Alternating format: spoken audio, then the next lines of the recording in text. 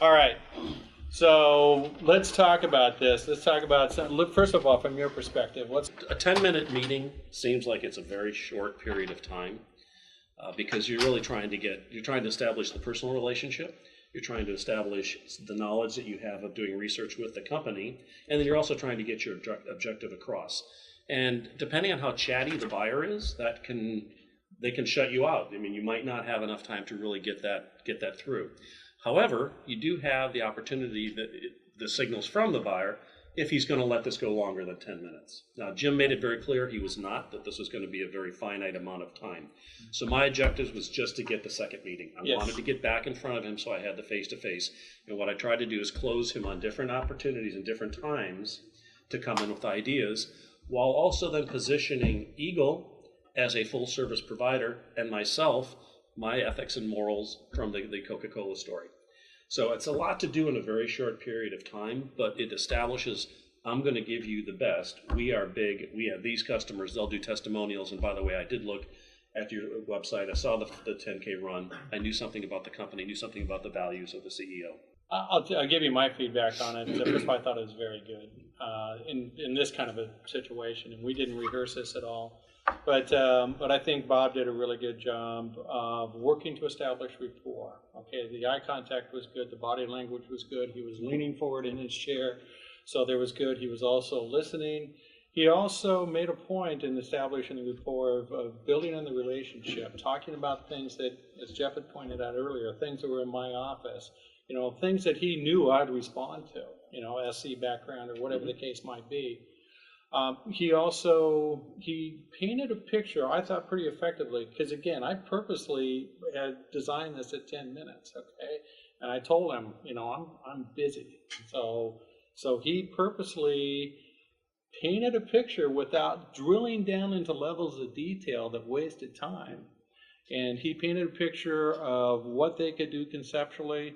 He did probe to see if we could get the CEO in there. From my standpoint, it's too much risk in doing that at this point, so I'm not going to invite the CEO in.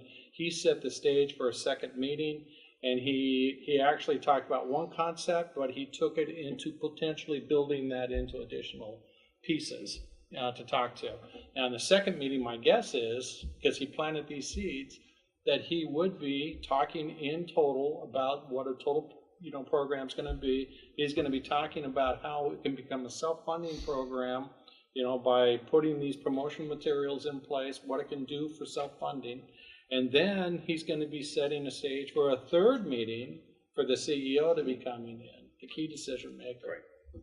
And the one question that I just encourage you always to ask, what is your current supplier not doing, or what could they do better?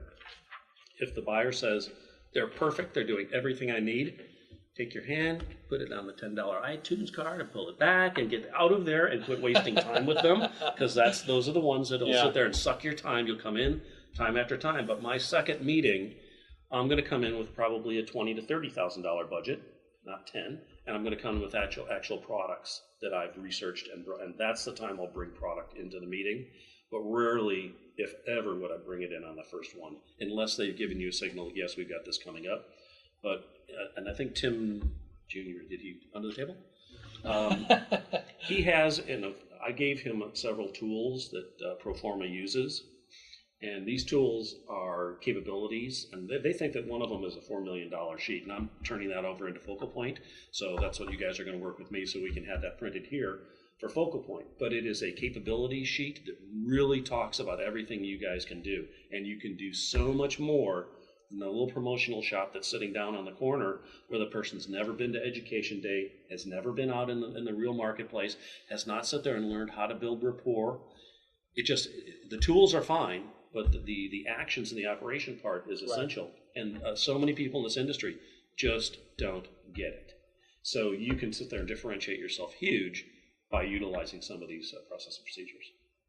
Any feedback from people watching? I have a question. The backpack. When you got into the race and that event, when you come back in? I'm assuming you left that because you said you were going to leave them to have it. No. When you come back in, are you going to bring an alternative to that and that same backpack proposal? No, I wouldn't. I'm going to stick with the $80 proposal. I just wanted to leave that with him. Once he starts using it, once he now puts it on and finds that we gave him a really good one, he's probably going to stay with the higher one. To bring in a $50 alternative is merely asking to lose $30 in the sale. And it's also confusing the issue too, because there was not a lot of resistance to the $80 backpack. So, but if the guy, to your point though, if he rethinks it, and he's I've thought about this and it's just not within our budget, it's too expensive, that's when he can circle back at a future meeting.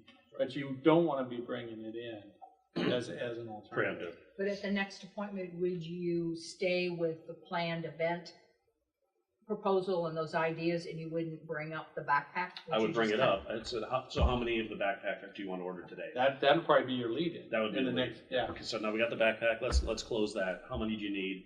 And here's some of my ideas. Yeah, you definitely want to walk out with a sale on the backpack. And if he resists, then you have an alternative. Well, you know what? I'll try some other suppliers. I'll try some that have a little bit less expensive bag, but you are going to jeopardize quality with that. And is that what your company really wants? And she put the fear that I could get canned because I bought something cheap and put the owner of the company's logo on it.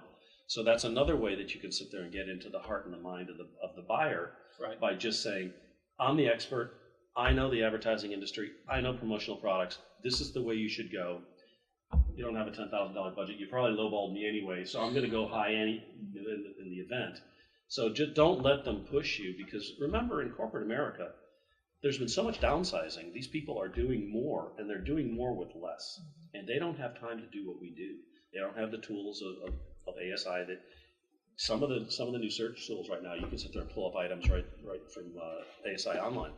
So you can sit there and take an iPad in with you and say, oh, you know what? Here's one of the items that we're looking at right now. And you're putting together a proposal right in front of them, and they're sitting there going, that's unbelievable. So it's a trust type of a thing, but it certainly builds you as the go-to person, and price resistance goes right out the window. That's a perfect example of it for me right now. So it's good. And I want to finish this because I do want to move into Tim and Jeff doing a role play. But I do want to talk about the professionalism. That's what I perceived, as a buyer, was this guy really knew his stuff. Mm-hmm. He was confident. He was confident without being overbearing. He was listening, good eye contact. So there was built-in trust and credibility, from the start. All right. And he did that because he was prepared, he was confident, and so, and those are obviously incredible